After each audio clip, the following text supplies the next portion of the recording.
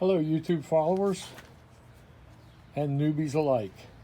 Today we have harvested some cuttings off of Emerald Green Abrovite.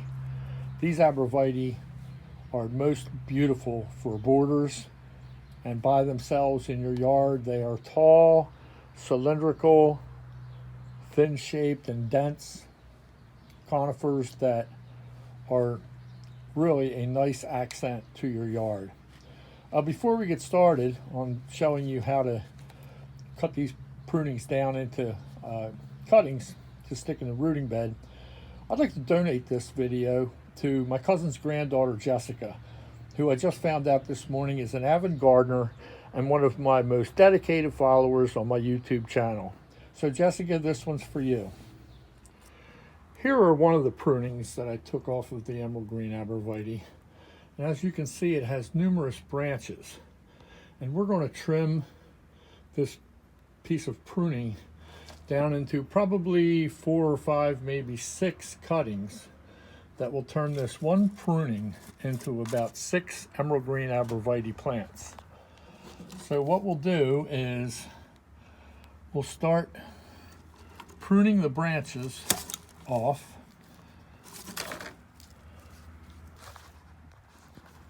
Like so.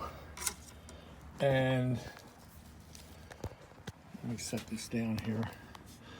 You can see right here is a cutting that is going to be about 6 inches long, which is the optimum length that we're looking for. So let's take that little branch off. So we have bare branch at the bottom. There's a little piece that we'll take off of growth down at the bottom where the roots are going to develop. And then we will actually, let me get this lined up right. All right, so here we have a cutting, and you can see that there's bottom branches on here. We need to take them off, and we just want to leave a couple of top branches on here.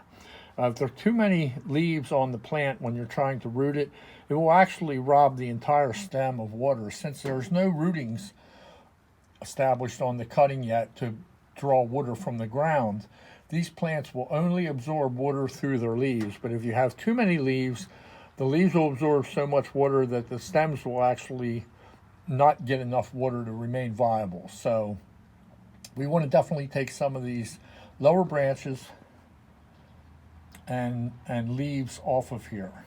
So let's start by removing these lower branches here. Okay. And there are also a couple of small branches here that we'll pinch them off. And that one down there, we want to take him off. So now we just have a top canopy on this cutting. So our next step is that we're going to trim some of this top canopy back. We're going to give him a little haircut because he just has way too many leaves on him. So let's do a little trimming on him, cutting a lot of this green off. So there we have it, a minimal amount of green at the top. This trunk is actually a little longer, making about 8 inches, and since we're only going to stick about 3 inches of this cutting into the ground, we want to take about half of this trunk off, maybe a third, like right about there.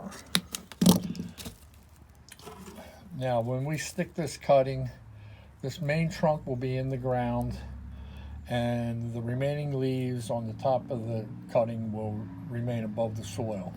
So let's go on over to the potting medium, and we'll put this cutting in the ground. Now, being a small-scale nursery, I have what I call my rooting beds built, which are raised beds. They contain contractor sand and are covered with a shade cloth. When you first put cuttings in the ground, you don't want to bake them in the sun. You want to keep them in a shaded area as much as possible. So this shade cloth will provide these cuttings with the needed shade until they start putting on some growth. Once they start putting on some growth, then we'll go ahead and raise the shade cloth and give them some sun. We do want to keep them slightly watered. We don't want them to dry out completely. You still need a little bit of moisture. You don't want to soak them because you don't want your trunks rotting in the soil, but you do want to keep a certain amount of moisture on them if possible. So basically what we're going to do is take a cutting. I have a rooting hormone here that we're going to dip the fresh cut at the base of the plant into. That will help promote rooting action. And we'll take that cutting over. I've opened up a little trench with a putty blade, and we're going to insert that cutting down into the trench about halfway so that the leaves are still above ground. We'll do another. Insert it in about 2 to 3 inches away from the prior cutting. We'll do yet another and do the same thing, probably 2 to 3 inches away, down into the bottom of the groove that we've cut. And then we just go along and tuck these away. I call it putting them to bed. And that's really all there is to it. So instead of paying high exorbitant nursery costs for our Emerald Green Abrovite, we can just take cuttings off of our existing ones, and with a little patience and a little care with watering, these cuttings should be ready in 3 or 4 months to go ahead and either pot up or plant directly into the ground with a nice root system established.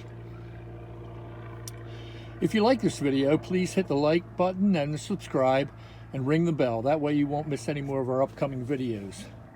I hope you all got some benefits from this video, and Jessica, you keep up the great work. Take care, have a great day, and may God bless.